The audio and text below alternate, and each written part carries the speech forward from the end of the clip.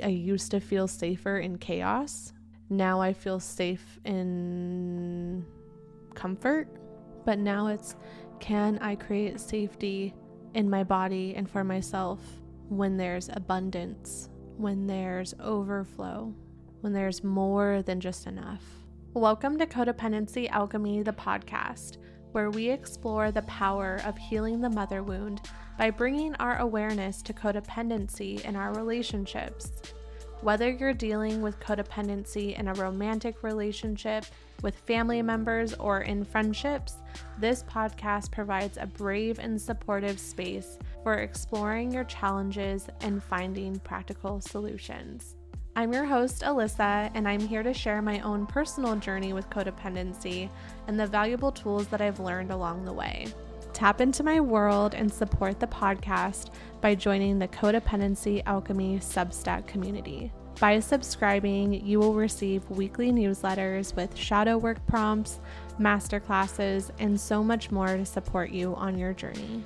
And don't forget, if you would like to watch the video version of the podcast, you can check out the episodes on YouTube. Find links to all the things in the show notes or description box below. Now let's get into this week's episode. Hey babes, welcome to Codependency Alchemy, the podcast. I'm your host, Alyssa Zander, and I am coming to this episode with a little bit of reflection from my time at the Temple of Belonging retreat, which I went to recently. And I really wanted to bring this conversation forth because I feel like it's been such medicine for me. And when something is really medicine for me, I try to remember that that medicine is also probably for somebody else out there as well.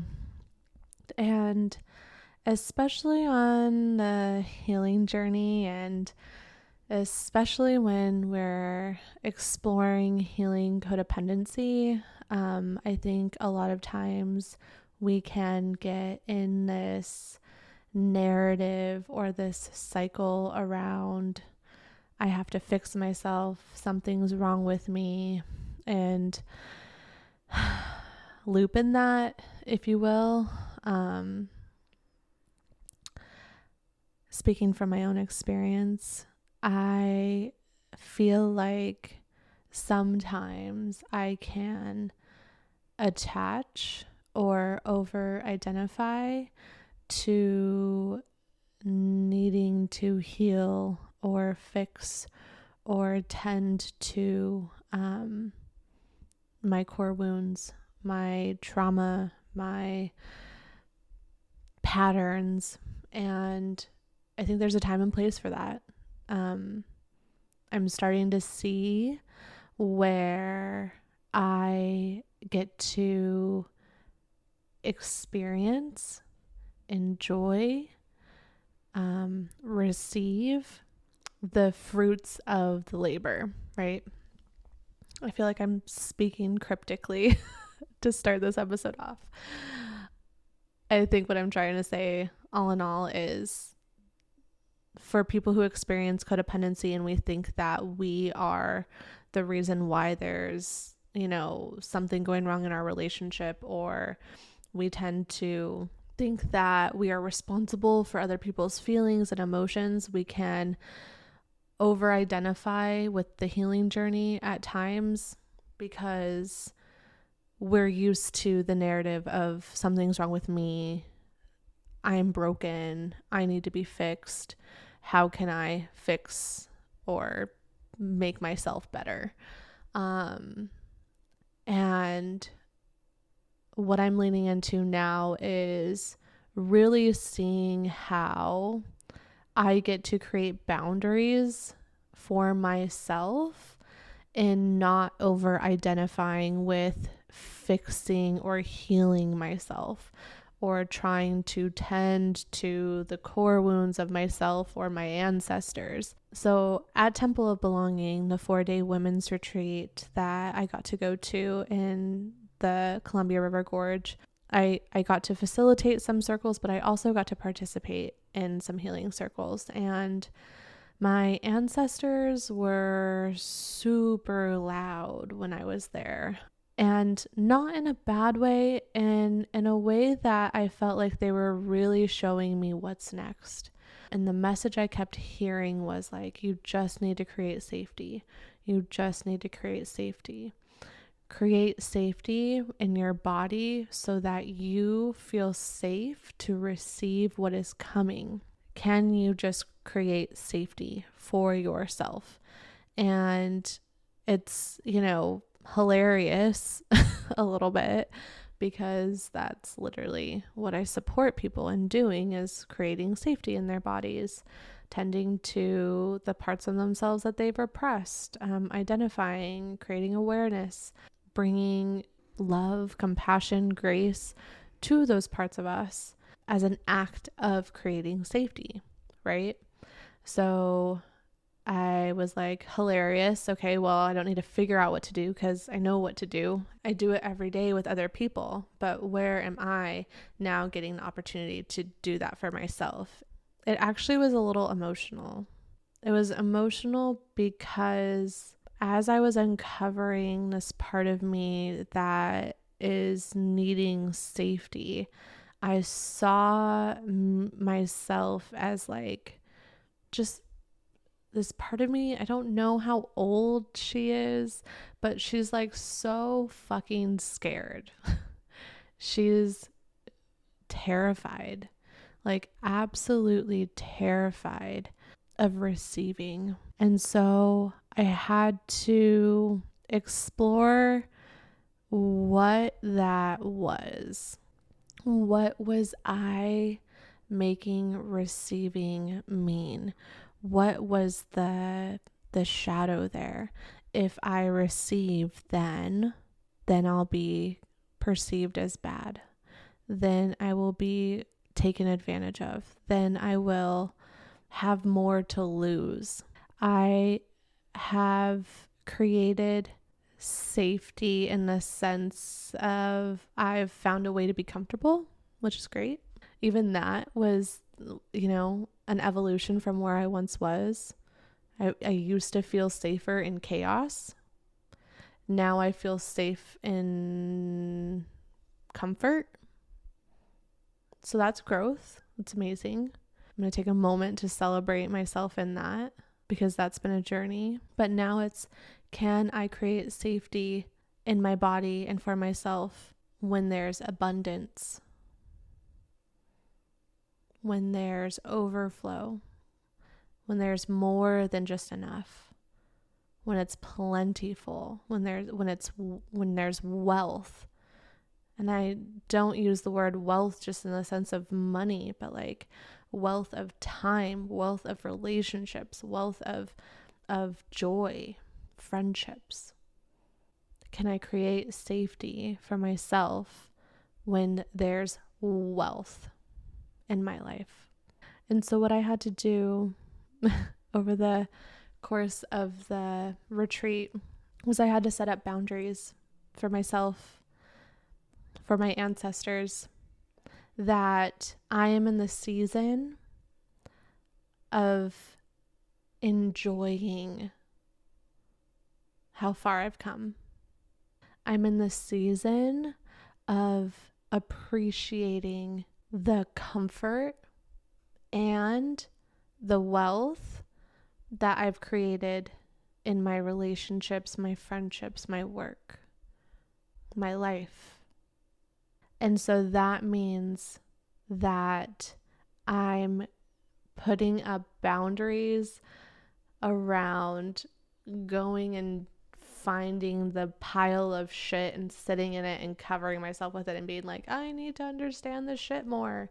Like, I get to choose in this moment to, rather than going and sitting in the pile of shit and over identifying with like, I constantly need to go sit in the pile of shit, I get to now move towards going and sitting at the fucking start of the rainbow. I get to have all of the colors and the sun and the fucking rainbow pouring on me. I get to allow myself to receive that.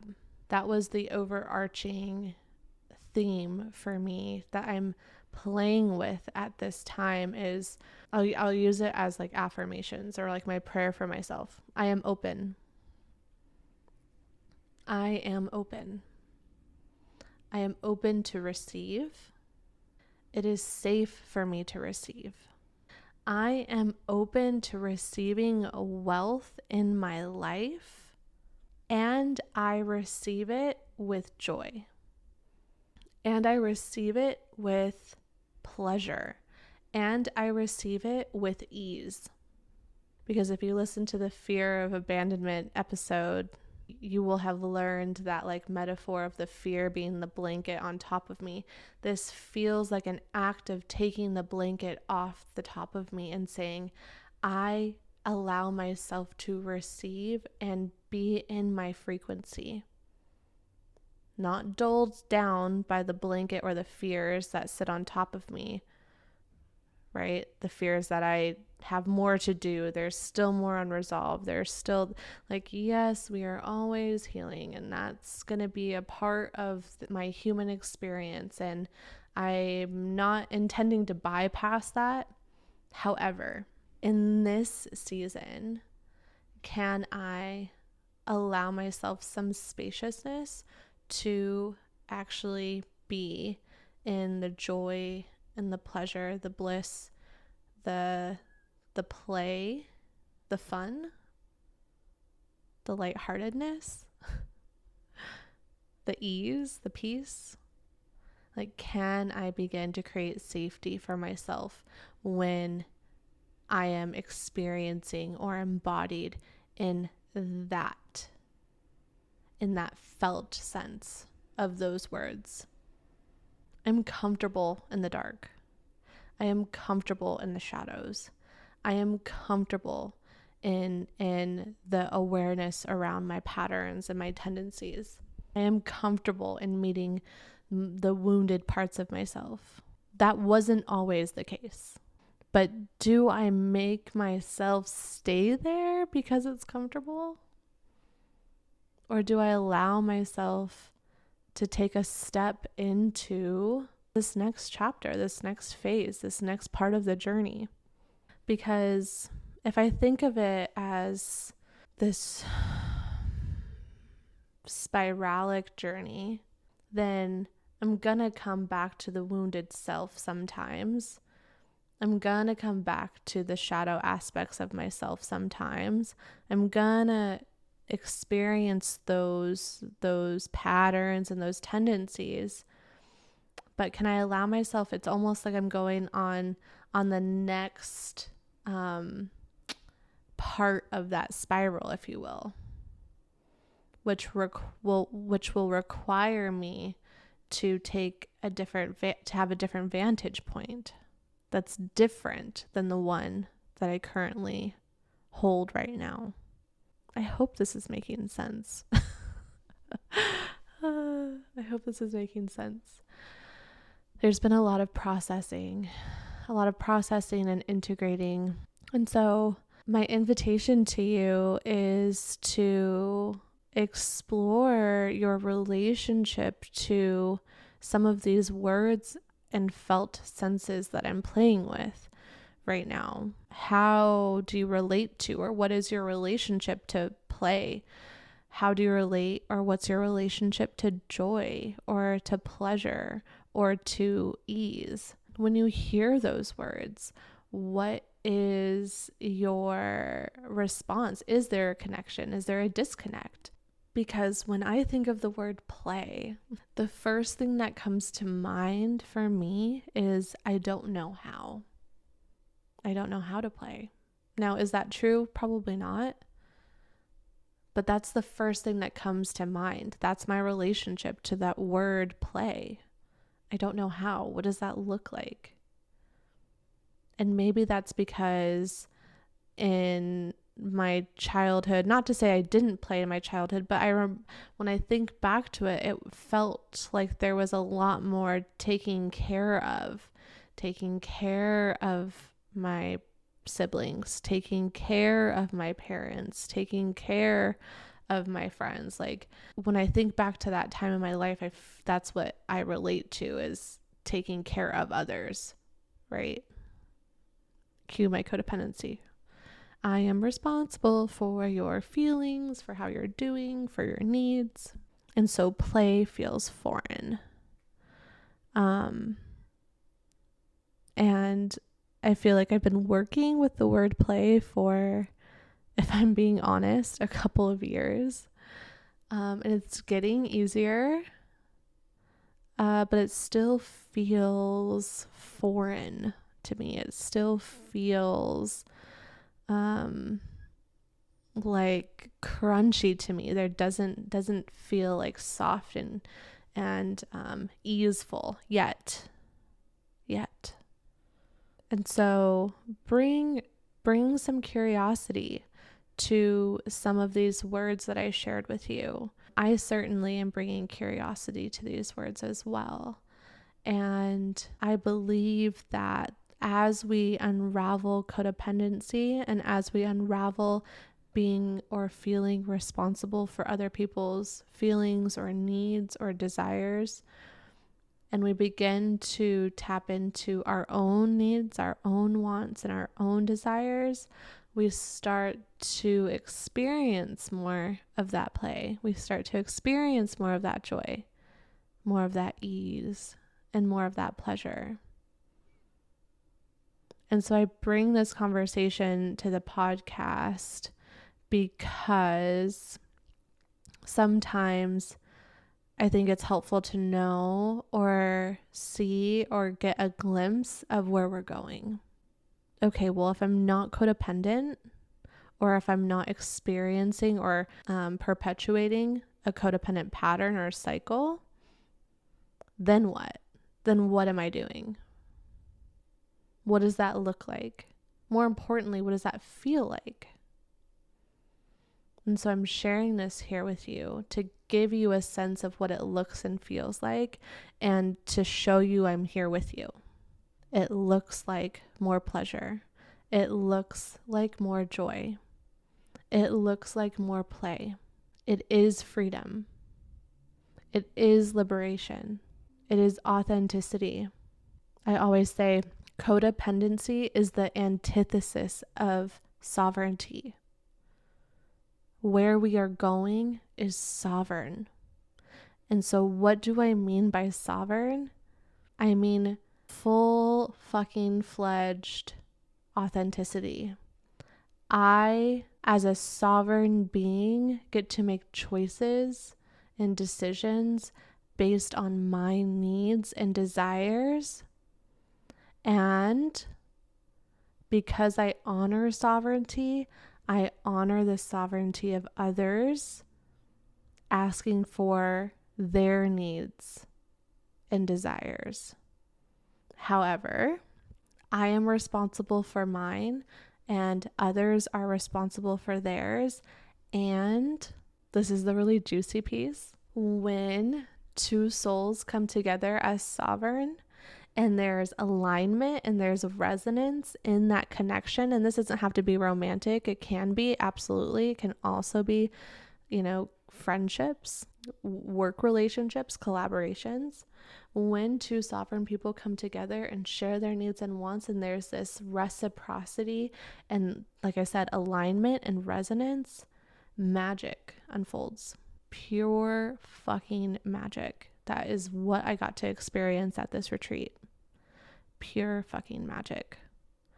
Things just unfolding, unraveling, being created from a place of alignment and resonance, and people living in their authentic expression of self.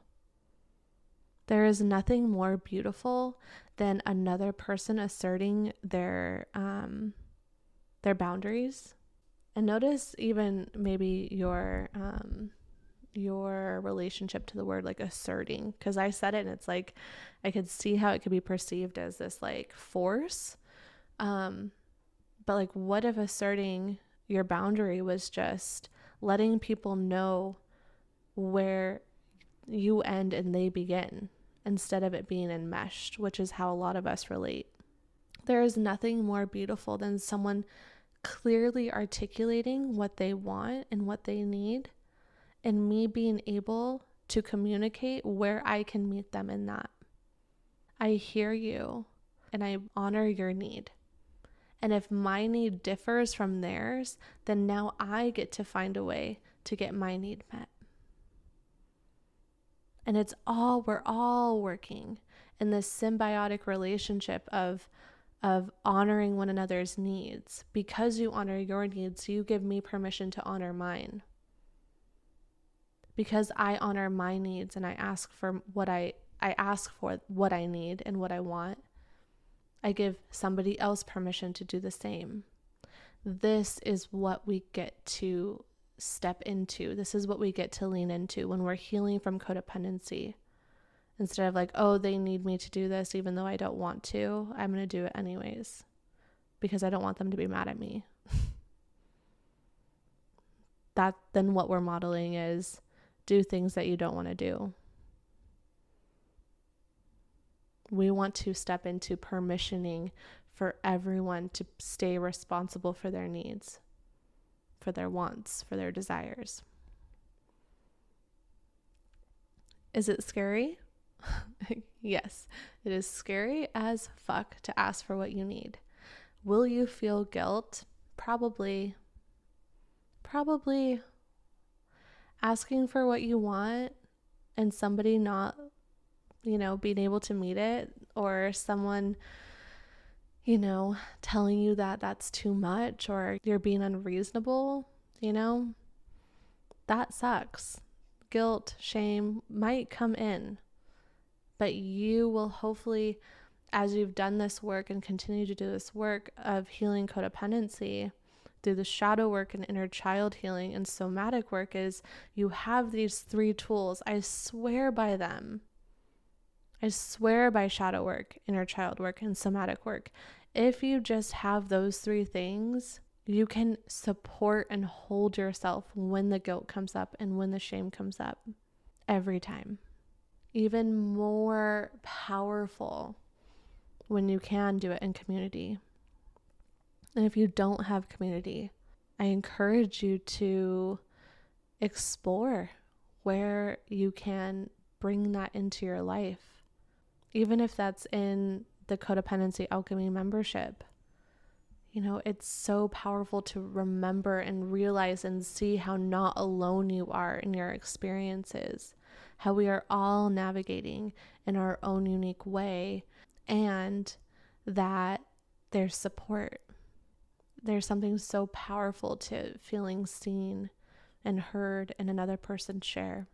So thank you for listening to me share a little bit about my process and where I'm at on my codependency journey, and where you will likely find yourself at some point on your journey, and that it's cyclical, and maybe you or I are at this place or this juncture in the journey, and then we'll cycle into the shadow pieces again and then go back to this, safety and the joy and the pleasure, and it's all a dance. So it's important to do it together.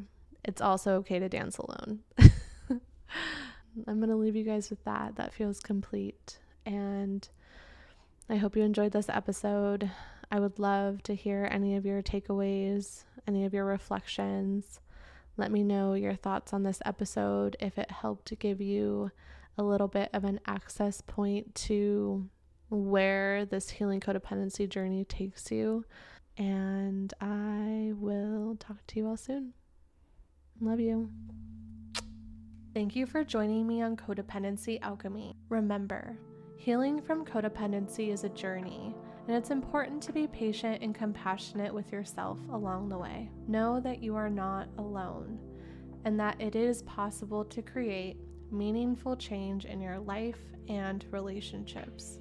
If you found this podcast helpful, I would love it if you would consider leaving an honest rating and review so that others can discover these valuable insights and tools as well. Find out how codependency might be impacting your life by taking the self-assessment which you can find in the show notes below. Thanks again for tuning in, and remember, you are worthy of healthy, fulfilling relationships, and you have the power to transform your codependency into sovereignty.